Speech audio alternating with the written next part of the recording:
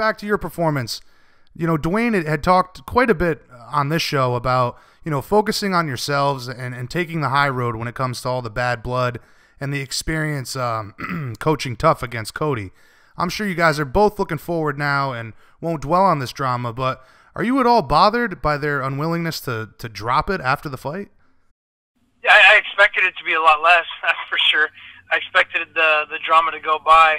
You know, they're poor winners and poor losers, you know, unfortunately. And I know those guys, man. It's kind of crazy to see them acting the way they have been. You know, I mean, I used to see them in a completely different light when I was there. And yeah, man, it's real unfortunate. You know, me and Dwayne are going to continue just to control what we can control, and not look into anything else. You know, really, it's going to continue to get better. Look for these big fights, and keep taking over the world. Yeah, that's something he said time and time again. Focus on what we can control, and no doubt you guys are quite the team, and the future is very bright for both of you. But Dwayne had also said something along the lines of, you know, they should release the video, just stop talking about it. This was all leading up to the fight. Obviously, they did it fight week. You had mentioned on Helwani's show that the video doesn't really tell the entire story, and I think that most of us that watch it assumed that you got right back up. Otherwise, the clip would have been longer. Did the video release add fuel to the fire, or did you just kind of shrug it off at that point? No, I kind of shrugged it off. You know, I was expecting some sort of drama fight week. You know, obviously with the press conference and weigh-ins, that was to be expected. But I also expected them to take it to a whole nother level. You know, they were really trying to get under my skin. They wanted me to fight angry, you know, and so I expected something. I didn't know if it was going to be the fight film or whatever, you know. I didn't think they'd post that because really it would just show that he'd been lying, you know. But, yeah, you know, he did catch me, caught me with the right hand, you know. But it shows that, I mean, if they would have kept playing the video, it shows me get up, and like the psychopath I am, I yell in his face, and we continue to brawl. But, you know, it was a smart play by them. Yeah, again, I mean, everybody that watched it, the majority of the people on our team, once it started circling around, we all said, well, considering that the clips cuts as soon as you get dropped, my guess is that you got back up and you weren't actually knocked out. So, again, water under the bridge, just something I had to ask about. It was just such great quality footage, too. You know, like it was awesome. One of the guys from our team said it looked like it was shot through the lid of a Pringles can. That's hilarious. That's good.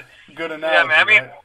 That's one of those things, though, too, man. It's like that's practice. You know what I mean? Like things that everyone's got good days, everyone's got bad days. You know, there's tons of sparring footage from the 6 years of me being there with every single fighter there of having a good day and a bad day. That's how you get better. You know, if you don't have those situations and you don't get better from them, you're not going to be where I'm at. You know, you got to take your licks and you got to learn from them, and you got to have guys that are going to push you. You know, that's why I'm building my own team and bringing in world-class athletes, because you need guys.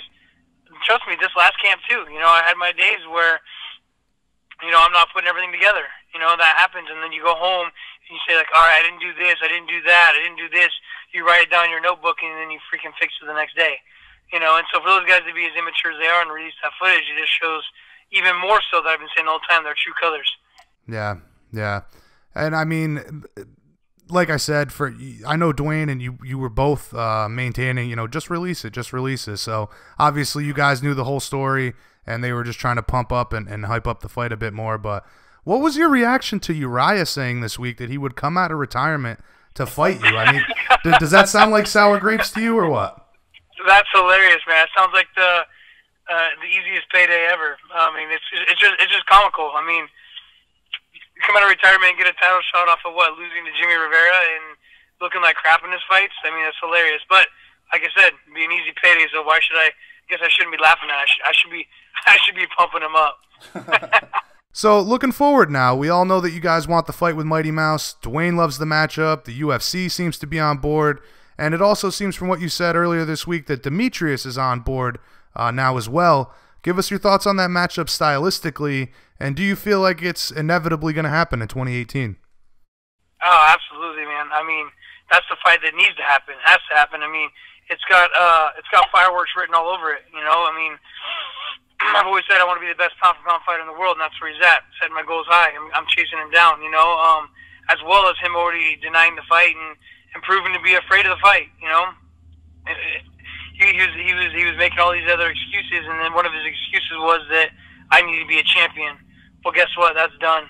You know what I mean? You have no more excuses. It's time to get this thing on, and prove who the best is. You know, I can make the weight class very, very well, and I think I'm going to be very strong and too much for him, and he knows it. And it's going to be a great night for me to be the new best pound-for-pound fighter in the world.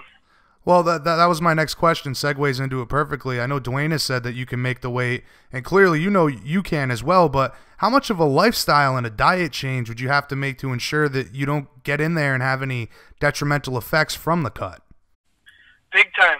It's a big-time lifestyle change, but the cool thing about it is that I've already done that lifestyle change now. So the reason I went down to Southern California and started my own professional fight team down there was strength conditioning / nutritionist / just like straight up scientist that I met down there named Sam Callout. Yeah. He was a wrestler back in his day. His brother was a real good wrestler. Well, he's transformed his body into being a triathlete. He does all these Ironmans. He's 54 years old. He's the world's best calculus teacher. Like he's awesome. He's so good, and so he's already changed me up. He changed my lifestyle up, even for going for 35s. I went on a new diet, just spiked my hormones through the roof.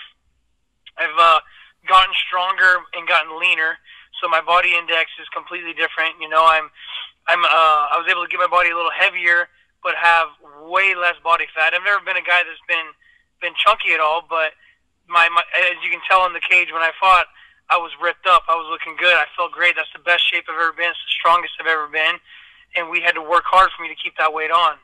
You know, when Dana White told me I was going to go 25s, within 3 weeks, I was waking up at 154, super lean. Within 3 weeks of changing up my lifestyle, you know, doing different kinds of workouts, eating a different kind of calorie intake, doing some intermittent fasting. I mean, there's a lot of tricks. It's going to have to be, you can't just be like, all right, eat less calories and then go for a run. I mean, it's going to be, you know, 20 things stacked together that are going to help me make this weight not only the right way, but feel the best I've ever felt ever. So within 3 weeks, I was waking up at 140 pounds compared to 154 pounds, and I was still 9 weeks out from the fight. So I'm very, I just know that it's going to happen, and I know how great I'm going to feel doing it. Yeah, that's a dramatic difference. 14 pounds there in only a few weeks. I know Dwayne has talked about Calvito as well and mentioned that you guys are very, very confident you can make this weight. But, you know, to go back to stylistically against DJ, what do you see for holes in his game? I mean, what do you think you could exploit? Obviously, you feel that you're a better all-around fighter, but when you look at him in specifics to skill for skill, what do you think you'll be able to exploit in a fight with Mighty Mouse? You know, I'm not going to give out too much info on him because I really think this fight's going to happen, and he's a very cerebral fighter, and he'll be listening. You know, he'll see what I'm looking for. But ultimately, it comes down to that I don't have the holes in my game that a lot of the guys he's fought in. You know, the way he's able to push it for four rounds and get him tired and then finish him. You know, I can out wrestle him. I can do everything. You know, like he's not going to be able to try to do what he does normally to most of the guys he fights, and that's going to be a problem for him.